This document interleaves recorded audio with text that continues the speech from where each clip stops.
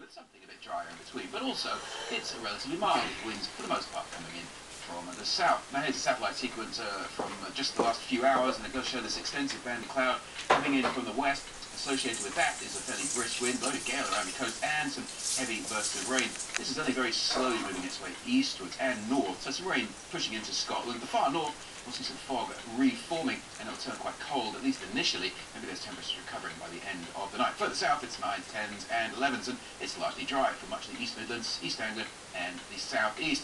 For the south and west, though, it's a very different story. It's wet and windy overnight, and it's still wet and windy into the morning. 20 to 40 millimetres before all is said and done. Quite widely, some places will see 40 to 60 millimetre rain, so we've got to watch the rainfall totals over the next day or so in the south and west, the south of Wales as well, and also into Northern Ireland, particularly around the Mourne Mountains in the south.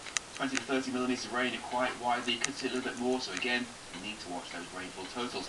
There's some fog around in the north of Scotland, where the fog lingers. It will be quite cold. Patchy rain for the north and the east of Scotland, and some rain too in the south, but not much rain in the north of England. In fact, the northeast of England, down through Yorkshire, Lincolnshire, much of the East Midlands, East Anglia, the southeast should be essentially dry. Quite a bit of clouds in the morning, but temperatures hovering around about 10 degrees for most. And many eastern parts of England will stay dry for most of the day with variable cloud and a little bit of sunshine.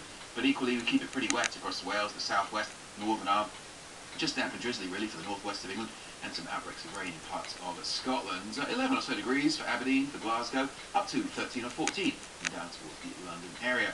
And then through the evening, well, that rain eventually makes progress into the eastern side of England, and then it makes its way ever northwards through the day on Wednesday, followed by some blustery showers. Could well be quite wet through the middle of the week across central Scotland, and then these heavy showers follow along behind, but there'll be some brighter interludes. In fact, in Northern Ireland, some southern counties through the afternoon, probably faring quite well in terms of largely dry condition. And on Thursday, actually, probably a pretty reasonable day for most of us, but later in the day, out west, the next batch of wind and rain arrives.